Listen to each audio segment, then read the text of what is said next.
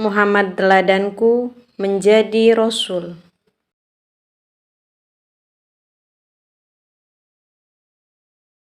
Darul Arqam. Teman-teman, waktu terus berjalan. Kegigihan dakwah Rasulullah Shallallahu Alaihi Wasallam mulai berbuah. Sedikit demi sedikit, para pemeluk Islam mulai bertambah. Rumah Rasulullah Shallallahu Alaihi Wasallam yang kecil itu mulai terasa sempit. Ya Rasulullah, alangkah baiknya jika kita memindahkan tempat pertemuan ke rumahku, usul Arqam. Rumahku cukup luas untuk menampung jumlah kita yang sudah puluhan orang. Lagi pula, letaknya ada di puncak bukit. Orang-orang jahat tidak mudah mencapai tempat itu untuk mengganggu kita. Rasulullah Shallallahu Alaihi Wasallam pun setuju. Oleh karena itu, pertemuan setiap malam pun pindah ke rumah Arqam. Sebagian pemeluk Islam waktu itu adalah orang-orang lemah. Para budak, buruh, orang miskin, perempuan-perempuan fakir, serta orang tertindas lain. Sisanya adalah golongan orang terpelajar dan pedagang kaya. Sebenarnya, kebanyakan pedagang mulainya agak ragu. Bagaimana kalau nanti ajaran baru ini menutup Mekah dari rombongan saudagar dari tempat-tempat lain? Kalau demikian yang terjadi, kita akan bangkrut, ujar seorang pedagang. Namun, keraguan itu ditepis Rasulullah Shallallahu Alaihi Wasallam. Islam tidak akan menutup Mekah. Islam juga tidak akan mengubah musim haji ketika justru banyak pedagang mancanegara berdatangan ke Mekah. Islam tidak melarang semua itu. Hal yang dilarang adalah: pertama, menyembah berhala; kedua, menyerahkan persembahan dan korban kepada bangsawan Quraisy; ketiga, bertelanjang ketika tawaf di Ka'bah; keempat, menyelenggarakan pelacuran; kelima, mengeluarkan kata-kata kotor dan tindakan buruk lain saat melaksanakan haji. Mendengar itu, para pedagang pun lega. Kebanyakan mereka bukan pedagang budak dan tidak menarik untung dari korban yang dipersembahkan untuk bangsawan-bangsawan Quraisy. Iman mereka pun semakin kuat. Melihat Islam semakin dicintai para pengikutnya, para pembesar Quraisy pun menyusun rencana lain. Rencana para pemuka Quraisy. Apa yang harus kita lakukan? Teriak seorang pemuka Quraisy. Abu Bakar dan teman-temannya terus membebaskan budak-budak kita. Tidak ada jalan lain. Bunuh budak-budak itu agar yang lain ketakutan. Tidak, geleng Abu Jahal. Sumayyah telah kubunuh, tapi itu tidak membuat yang lain takut. Cari saja cara lain. Seorang pemuka Quraisy berdiri cepat. Pukuli Muhammad sampai remuk. Dengan demikian, wibawanya akan hancur dan pengikutnya pun bubar ketakutan. Namun, keluarga Muhammad dari Bani Hashim pasti akan membelanya, lengking yang lain. Siapa? Abu Thalib. Dia sudah terlalu tua. Yang harus kita takuti dari Bani Hashim adalah Hamzah. Namun, engkau lihat sendiri. Hamzah sibuk berpoya-poya sendiri. Ia tidak peduli dengan nasib keponakannya itu. Pilihlah dua orang yang paling ditakuti di Mekah untuk melaksanakan tugas ini. Sejenak, orang-orang terdiam sambil memandang berkeliling. Kemudian, seorang dari mereka menunjukkan jarinya kepada pemuda bertubuh tinggi besar. Engkau Umar bin Khattab, engkau Abu Jahal, tidak ada orang lain yang berani melawan kalau kalian memukuli Muhammad. Orang-orang berseru setuju. Sabar, tiba-tiba seorang berseru. Langkah awal bukanlah serangan fisik.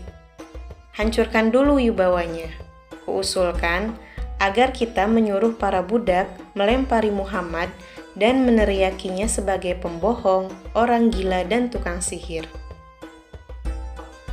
Kuda jantan. Saat itu merupakan masa yang berat bagi Rasulullah Shallallahu Alaihi Wasallam. Beliau pergi ke sebuah tempat yang teduh, berbaring di atas batu, dan berusaha menahan air matanya agar tidak jatuh. Tidak ada yang lebih menyakitkan dibanding cacian dan celaan dari orang-orang yang justru sedang diperjuangkan Rasulullah Shallallahu Alaihi Wasallam secara mati-matian. Sementara itu, di depan Ka'bah, Abu Jahal berkoar di depan teman-temannya. Aku bersumpah untuk menghantam kepala Muhammad dengan sebuah batu ketika ia sedang sujud kepada Tuhannya. Beberapa orang bersorak memberi semangat, sedangkan yang lain saling pandang dengan terkejut. Itu adalah sebuah tindakan kejam. Tindakan itu dapat menimbulkan kematian. Jika Muhammad meninggal, Bani Hashim pasti akan menuntut balas, dan Mekah pun akan terpecah oleh perang saudara. Namun, Abu Jahal telah mengucapkan sumpah yang tidak dapat ditarik lagi tanpa mencoreng mukanya sendiri. Oleh karena itu, mereka memilih untuk mengamati apa yang terjadi dengan dada yang berdebar-debar. Teman-teman, kesempatan yang ditunggu Abu Jahal pun tiba. Saat itu, Rasulullah Shallallahu Alaihi Wasallam sedang sholat di depan Ka'bah. Ketika beliau sujud, Abu Jahal dengan cepat melangkah mendekat. Kedua tangannya yang menggenggam batu terangkat tinggi-tinggi. Matanya menyala buas. Namun, ketika batu akan dihujamkan sekuat tenaga, mendadak Abu Jahal berbalik pergi. Batu di tangannya lepas dan wajahnya pucat ketakutan. Ada apa? Ada apa? Semua temannya bertanya bingung. Dengan napas tersendat-sendat, Abu Jahal berkata, "Demi Tuhan, di depanku tadi berdiri seekor kuda jantan.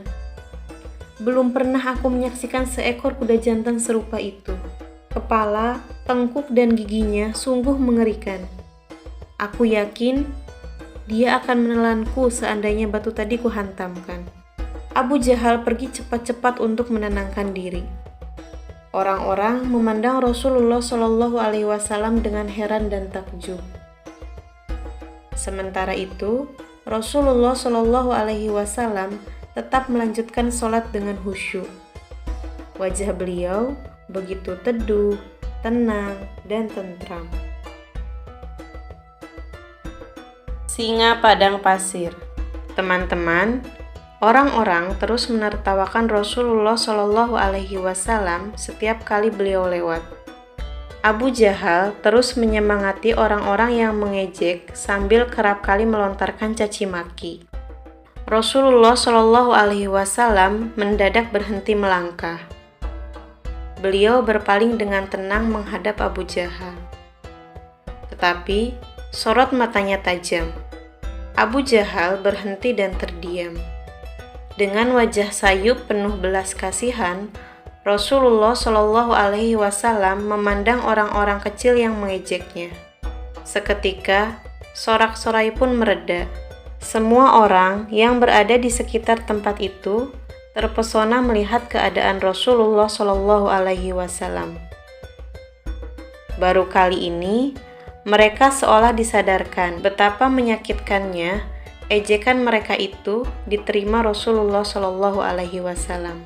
Sorot mata Rasulullah Shallallahu Alaihi Wasallam seolah berkata, "Mengapa kalian mengejekku? Bukankah aku sedang berjuang menyelamatkan kalian dari kekejaman bangsa Quraisy dengan membawa Islam yang mulia? Seandainya kalian tahu, ejekan Abu Jahal itu tidak begitu menyakitkan dibandingkan dengan kata-kata kalian. Sebab kepada kalianlah Allah menyuruhku menebar kasih sayang." Tanpa sepatah kata pun, Rasulullah Shallallahu Alaihi Wasallam berlalu.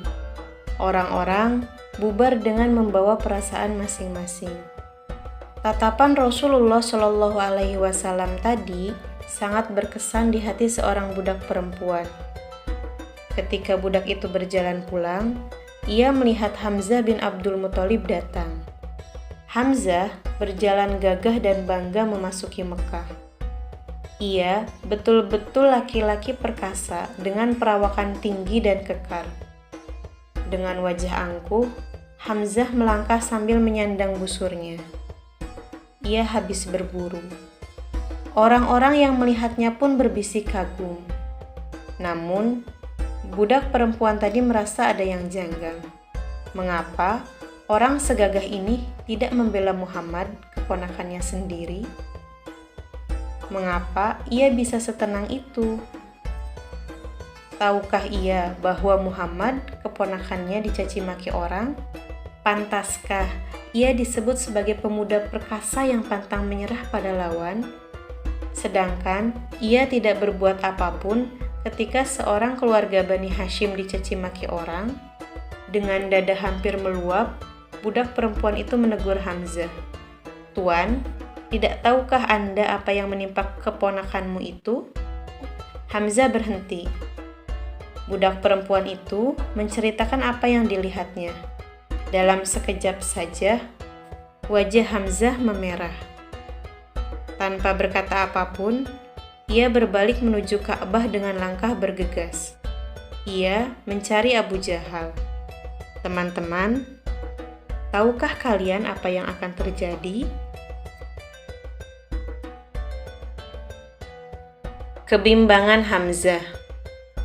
Di depan Ka'bah, Abu Jahal bercerita kepada beberapa temannya.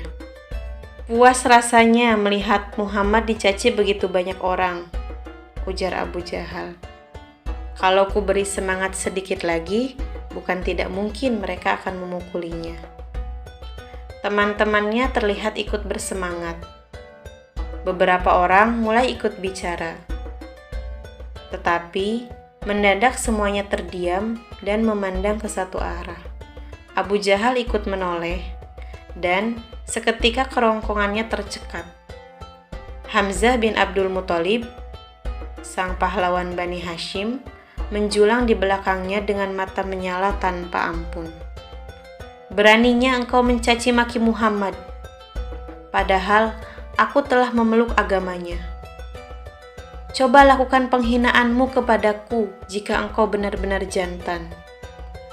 Setelah berkata begitu, Hamzah melayangkan busurnya. Bunyinya mendecit, cepat dan keras, sehingga kepala Abu Jahal pun terluka. Beberapa teman Abu Jahal serempak berdiri. Tampaknya perkelahian tidak terhindarkan lagi. Ketika Abu Jahal melihat ini, ia mengangkat tangan untuk mencegah teman-temannya. Abu Jahal yakin, dalam keadaan seperti itu, Hamzah tidak akan ragu-ragu membunuh orang. Dengan napas tersengal, Abu Jahal memegangi kepalanya. Ia berkata sambil menahan marah, "Kita tinggalkan saja dia. Aku memang telah mencaci maki keponakannya." Mereka pun pergi dengan geram dan murung. Namun, hati Hamzah belum lagi lega. Ia pulang dengan bimbang. "Mengapa begitu mudah kutinggalkan agama nenek moyangku?" Setelah melewati malam yang gelisah, Hamzah akhirnya berdoa, "Ya Tuhan, jika Muhammad benar, teguhkanlah hatiku. Jika Muhammad salah, jauhkanlah aku darinya." Hamzah menemui Rasulullah Shallallahu Alaihi Wasallam dengan sedih dan menceritakan semua kegelisahan hatinya. Rasulullah Shallallahu Alaihi Wasallam membacakan beberapa ayat Al-Quran. Perlahan, hati Hamzah dipenuhi rasa tenang, haru, dan kagum. Dengan bulat hati, ia pun berkata, "Aku menyaksikan bahwa engkau itu sungguh benar. Maka itu, tampakkanlah agamamu, wahai anak saudaraku." Bukan main bersyukurnya Rasulullah Shallallahu Alaihi Wasallam. Kini, Islam telah memiliki benteng yang kuat dalam menghadapi kekerasan Quraisy. Hamzah memeluk Islam pada akhir tahun ke-6 kenabian. Teman-teman, apakah orang-orang Quraisy selalu berputus asa? Tidak. Mereka mempunyai cara lain untuk menekan perjuangan Rasulullah Shallallahu Alaihi Wasallam.